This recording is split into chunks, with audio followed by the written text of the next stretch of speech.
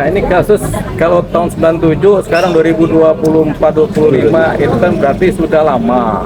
Jadi kasus sudah lama kan kadaluarsa. Mungkin sudah ada penanganan secara khusus juga. Tapi kan kita nggak tahu apakah sekarang terjadi lagi apa tidak. Kalau terjadi di masa lalu, memang persoalannya kadaluarsa. Ini tinggal masuk ke wilayah Komnas HAM. Mereka harus bikin rekomendasi baru lagi untuk kemudian melakukan penyelidikan ulang. Kalau pelanggaran HAM ini kan jangka waktunya daluarsanya juga nggak terbatas, begitu. Bahkan yang 30 tahun masih aja diproses secara hukum. Tapi kalau maksudnya posisi pelanggaran HAM ya, secara internasional ya. Tapi kalau pakai KUHP ada batas-batas waktunya. Melihatnya seperti apa sih saat itu korban di tahun 90 atau 80 saat itu dia dipisahkan dari anaknya saat itu kan? Ya. Dia kondisi hamil terus dipisahkan dari. Kan sampai sekarang juga masih dipisahkan kan? Sudah bertemu. bertemu. Ya udah, ini sifatnya adalah pelanggaran HAM jadinya. Pelanggaran HAM itu juga ada posisi-posisi ininya, penanganannya. Tapi yang jelas rasanya kalau cerita ini masih ada di zaman sekarang, ini masuk ke wilayah pidana. Tapi kalau udah zaman dulu, zaman sebelum ini reformasi ya, kita rasanya ini tinggal pelanggaran HAM aja, kulik-kulik masa lalu kan. Oke. Mungkin pelakunya juga udah banyak yang udah nggak ada itu. Oke Bang.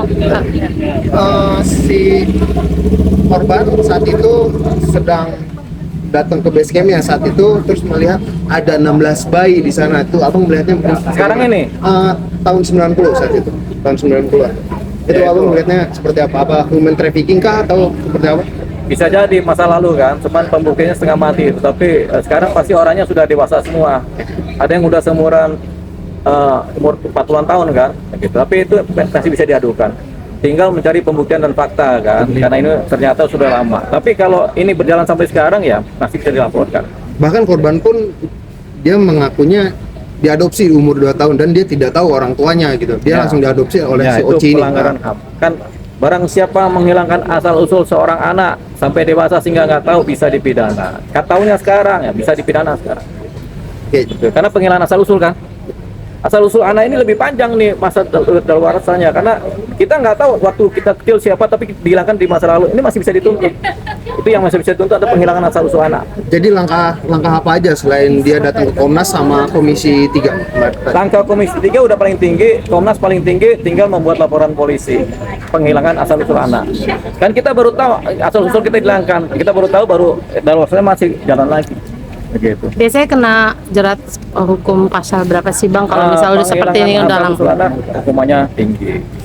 Terima 6, 7, 8 tahun penjara. Oke, Bang, ini kan bisa dikategorikan lawannya ini tidak mudah juga ya Bang ya? Ya. Maksudnya bisa dibilang pengusaha yang emang ada bisa menutupi lah masalah ini. Ini gimana mungkin menanggapinya? Dan hari ini kan juga ada di Komisi 3 sudah dibicarakan tentang perihal ini, dan dari Komisi 3 mengatakan diberi waktu 7 hari untuk diberi ruang berdamai, tidak dipublish gitu. Seperti apa nih Bang? Ya, ini terhadap pelanggaran HAM ini memang ada posisi perdamaian para pihak.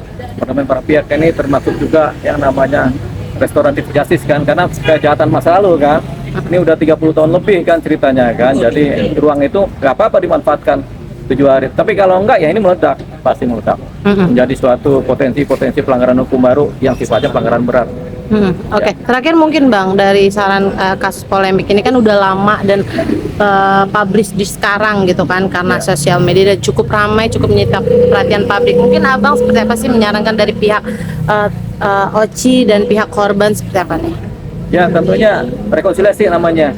Berdamai dengan masa lalu, rekonsiliasi, apa kerugian-kerugiannya tentu kemudian ditanggulangi oleh yang sekarang ya. Kemudian kalau misalnya material dianggap sebagai kerugian material ya ditanggulangi secara material. Misalnya perlu pembiayaan ganti rugi berapa jumlah nilai uang digantilah. Berarti setara nggak sih Bang mereka menuntut 3,5 M untuk penggantian itu tuntutan dia dengan Setara. kejadian-kejadian Kalau itu? mereka rasa pantas itu pantas. Tergantung perasaan mereka merasa nggak pantas itu nggak pantas. Jadi tergantung kepantasan dari korban, rasa kepantasan dari korban. Oke, terima kasih Bang.